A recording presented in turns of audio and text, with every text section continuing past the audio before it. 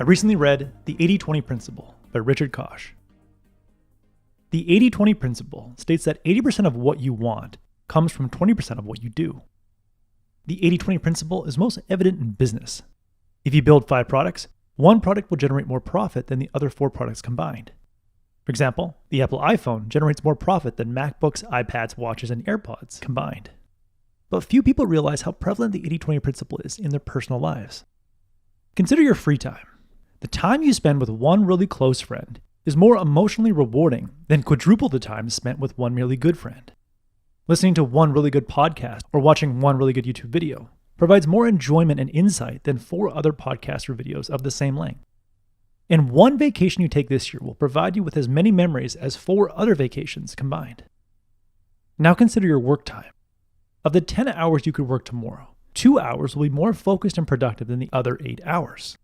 Of the 5 projects you could work on this week, 1 will contribute more to a sense of achievement and progress at the end of the week than 4 other projects combined.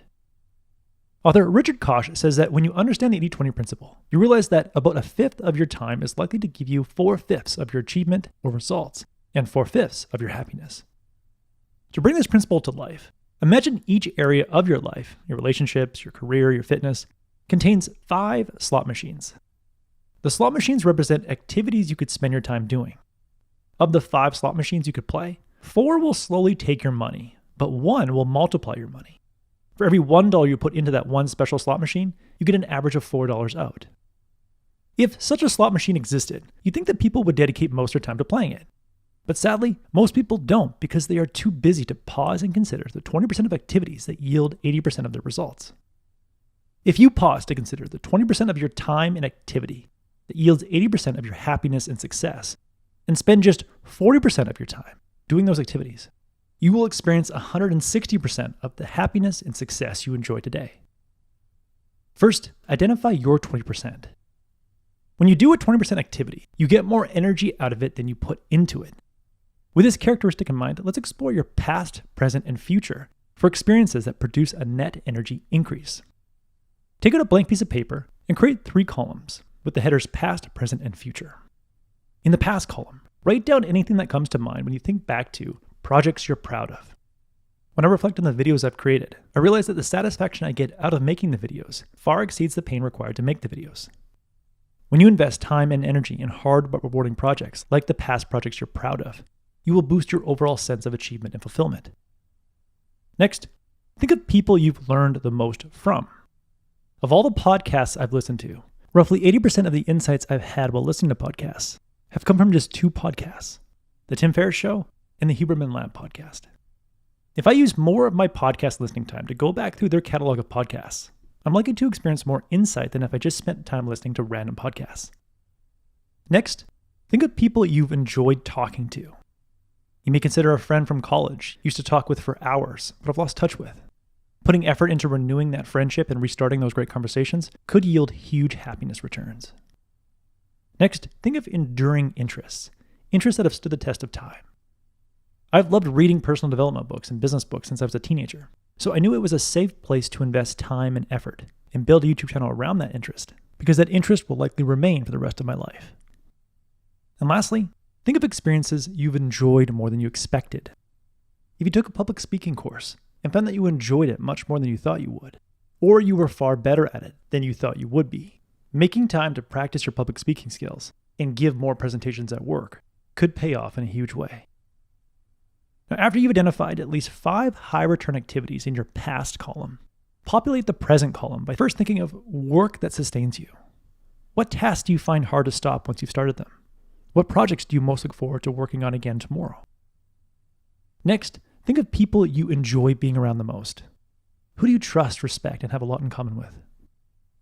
Next, think of exercises you regularly do. What exercises make you feel the best afterward? 15 minutes on the stationary bike at a heart rate of around 130 beats per minute, and kettlebell swings in my garage yield the most energy for me in the shortest amount of time. After realizing this, I no longer need to waste an hour exercising every morning, and just need 20 minutes to get the results I want from exercise. And lastly, think of the food you regularly eat. Of all the food you consume, what do you enjoy and consistently feel good after eating?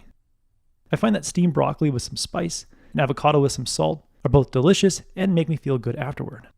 By having more steamed broccoli and avocados in my fridge, I'm less likely to binge on unhealthy food and go into a food coma.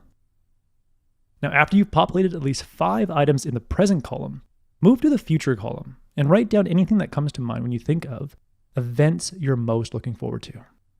This might include a game night with friends, a local competition for your favorite hobby, a conference, a sporting event, or time off work next month to work on a passion project. After each event comes and goes, determine if it was better than you expected. Replicating better than expected events is a sure way to add 20% activities to your life.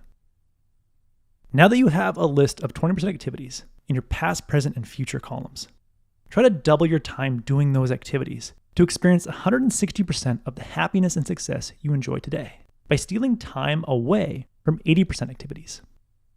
An 80% activity yields less reward than the effort you put into it. There are 2 categories of activity where you can find an abundance of 80% activities: things people ask you to do and things other people could easily do for you. When someone asks you to attend an event or meeting you're not particularly excited about, or they need help with something you're not thrilled to help them do, like moving, finishing a project, or volunteering for a cause you don't care about, tell them, sorry, I need to make time for insert your 20% activity. Or agree to help in a different way that dramatically shortens your time commitment. My book summary of The Art of Saying No includes many helpful tools and techniques in this area. The second category of 80% activity that you can steal time from to invest in 20% activities are things people could easily do for you. As you do tasks at home and at work that you don't enjoy, ponder the question, could 80% of this task be easily and cheaply done by someone else? There are services for hire for just about every mundane thing you do: house cleaning, lawn care, document editing, data entry, making meeting minutes, doing research, grocery shopping, and more.